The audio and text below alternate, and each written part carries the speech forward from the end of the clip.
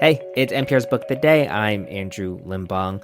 In Baltimore, where I live, some of the best fried chicken I've had has been from this place called Royal Farms. It's a gas station fried chicken chain that I'd never heard of until I moved here.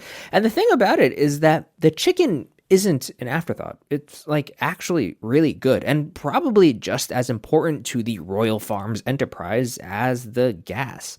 Go even further south, though, and you can find all sorts of different foods at gas stations. Catfish, banh mi, tamales, jollof rice, and more. Photojournalist Kate Medley spent some time across the South documenting these combination gas station food shops, and she talked to NPR's Debbie Elliott about how, while we all lead these segregated lives across different lines, at the end of the day, we all need gas in our cars and food in our bellies. That's after the break. This message comes from Apple Card. Earn 3% daily cash back when you use Apple Card to buy a new Apple Vision Pro or any products at Apple, and automatically grow your daily cash at 4.50% annual percentage yield when you open a savings account. Apply for Apple Card in the Wallet app on iPhone. Subject to credit approval. Savings is available to Apple Card owners subject to eligibility. Savings accounts by Goldman Sachs Bank, USA. Member FDIC. Terms apply. I caught up with photojournalist Kate Medley on a recent winter morning. How was your drive? It was beautiful. I watched the sunrise as I was passing through Yazoo City and came on up into the snowy, icy Indianola. I was at home in my studio in Alabama, and Kate Medley had just arrived back in her home state of Mississippi.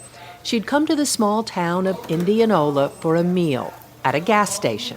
Growing up in Mississippi, I frequented these places, as everyone here does, both to fuel up the tank, but also to get a bite to eat.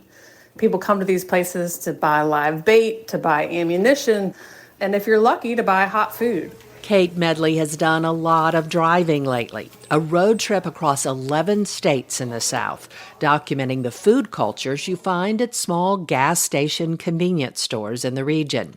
The photographs are collected in her new book, Thank You, Please Come Again, How Gas Stations Feed and Fuel the American South. And what Medley found are establishments that are like little anchors in these often rural areas. They're not just about food, she says, but also work, culture, and survival. I'm thinking of a place in Elaine, Arkansas. It was called Old Town Grocery and Tackle.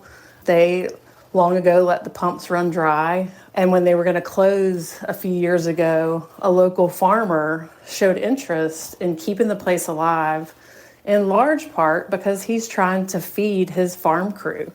They need, a meat and three, a hot meal in the middle of the day to keep the planting season going.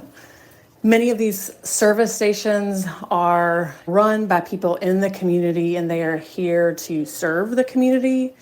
And as the needs of these towns change, these businesses shapeshift to serve the people.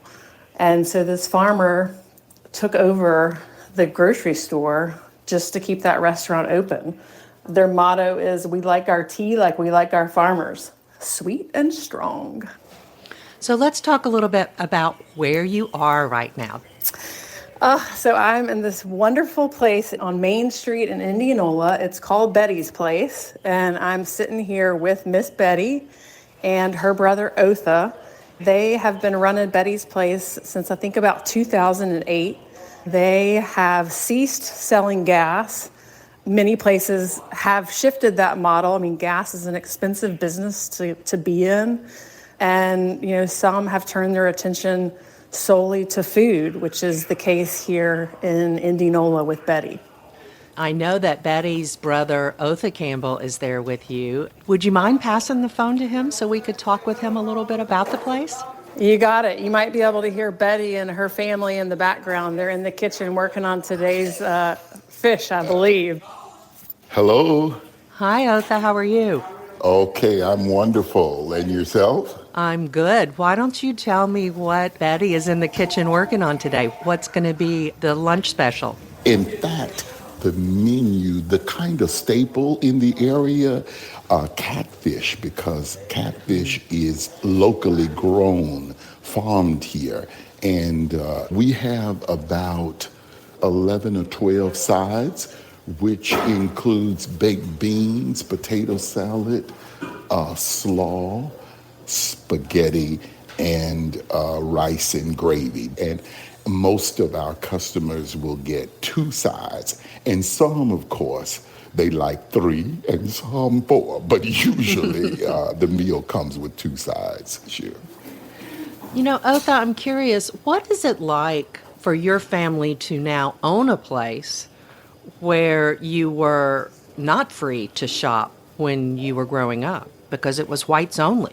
You know, it's kind of amazing how the turn of events happened, because we were not able to even come and get gas when this was a gas station. And now, through His grace, if you will, now we own and take care of individuals across the world, not only here in the Mississippi Delta, but the nation and the world comes because of B.B. King. Right, the B.B. King Museum and burial place is just right there by you. We are just grateful, and we deem ourselves blessed. Absolutely, sure. I hope to stop in Betty's place the next time I'm traveling through the Delta. We will certainly look forward to you stopping in. Well, let me, if you don't mind, hand the phone back to Kate. Oh, absolutely, sure. Debbie. So that exemplifies a changing South.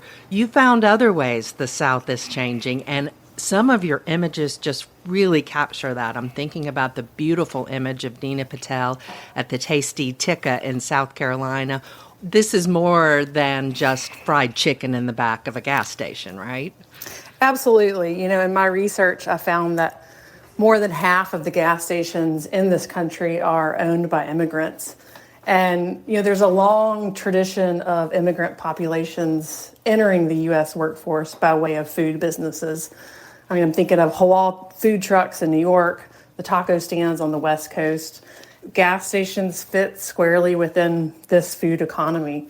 I stopped at Punjabi Dhaba in Hammond, Louisiana, which, you know, fits in with this emerging trend of people of Indian descent opening dhabas along interstate exits to feed people of Indian descent in the trucking industry.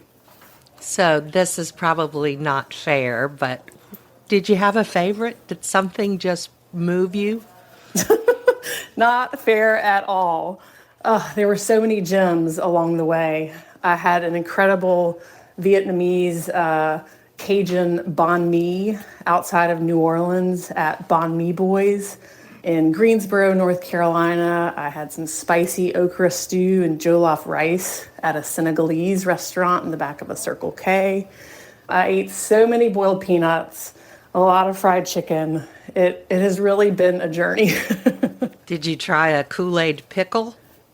I have tried a Kool-Aid pickle. I mean, that gets back to my home place of Mississippi and the Mississippi Delta where we are today. I've never really understood the Kool-Aid pickle. There's still time, Debbie. I think 13-year-olds and 14-year-olds might understand them better than you and I do. But it's a pretty straightforward Kool-Aid brine for a pickle right next to the cash register. You know, you write that these places bring people together. What did you mean by that? Yeah, I mean, in the South and really all over the country, we segregate ourselves by race, by politics, by income level, by interest. And you know, these service stations are one of the few remaining spaces where we all pass through on a regular basis. If we're lucky, you know, we pull up a seat while we're there and order something hot. We rub elbows with our neighbor. We find conversation and community. And I think that is something that we can all celebrate. Photojournalist Kate Medley, thanks so much for sharing your gas station food journey with us. Let's hit the road sometime, Debbie. It's been a real pleasure. I'd love it. Medley's book is Thank You, Please Come Again, How Gas Stations Feed and Fuel the American South. An exhibition of her photographs opens this spring at the Mississippi Museum of Art.